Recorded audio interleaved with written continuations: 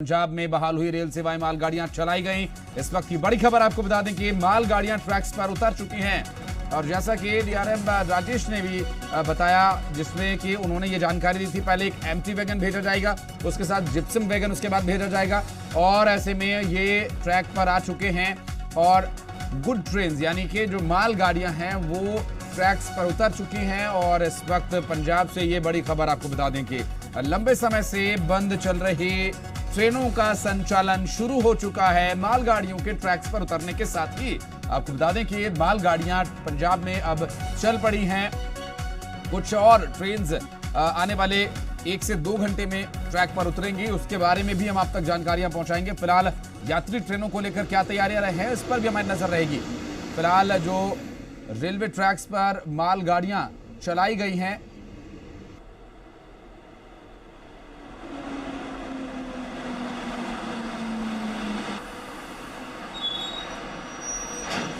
और आपको हम बता दें कि ये सबसे पहले जानकारी हमने आपको दी पंजाब से। इस वक्त की बड़ी खबर सबसे पहले जी पंजाब हरियाणा हिमाचल के माध्यम से आपको हम बता रहे हैं कि मालगाड़ियां चल चुकी हैं, संचालन शुरू हो गया है। ट्रेन सेवाओं को लेकर लगातार मांग हो रही थी कि यात्री ट्रेनें यदि नहीं चल रही हैं तो कम से कम मालगाड़ियां चलाई जाएं, जिससे कि जो आवश्यक वस्तुएं हैं सरहदी क्षेत्रों में वो पहुंचाई जा सकें। 15 दिन वास्ते रेलों छूट देती है भी जिहड़ियां मर्जी नगाई जाओ, चढ़ाऊ नगाओ, कोले वाली नगाओ, जिहड़ी माल गड्डी है DAP वाली सारियां नगाओ। 15 दिनों की छूट है सिर्फ। 15 दिन असी तो पहले 21 तरीक तो छूट आ साडी, पर असी 15 जिहड़ियां गड्डियां चढ़ाऊ गड्डियां सी उन्हां नूं भी असी 15 दिनों का अल्टीमेट दिता इन्हां नूं। उस अल्टीमेट दे विच 15 दिनों बाद सरकार दे कंन ते जूं ना सरकी, क्योंकि असी दिल्ली जा रहे हैं।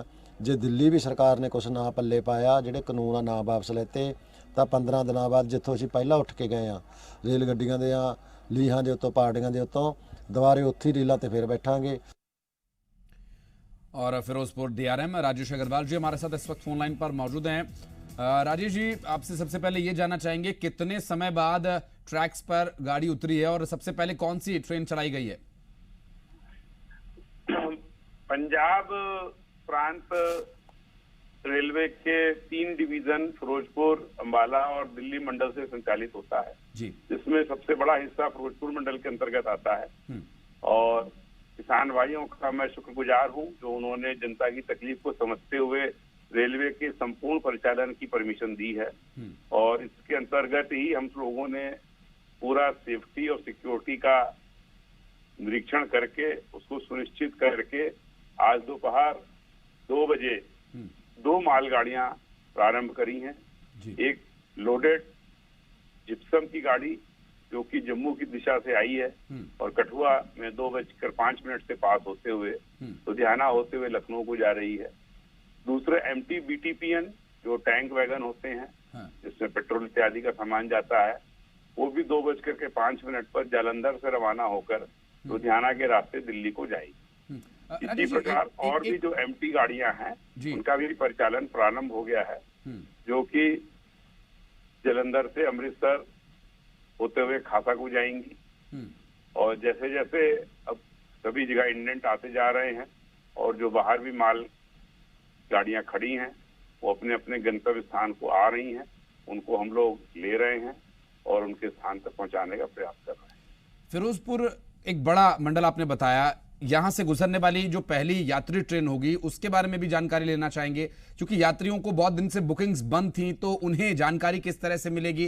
क्या आगे का प्रयास रहेगा यात्री ट्रेनों को ट्रैक पर उतारने का? सर, ये आपने बहुत ही अच्छा प्रश्न पूछा। हमने इस पर विस्तृत जानकारी ट्वीट के माध्यम से कल रात ही दे दी थी। DRM फिरोजपुर का जो ट्वीट है उसको कोई सभी लोग देख सकते हैं, उसमें एक चार्ट के माध्यम से सारी बातें बताई गई हैं।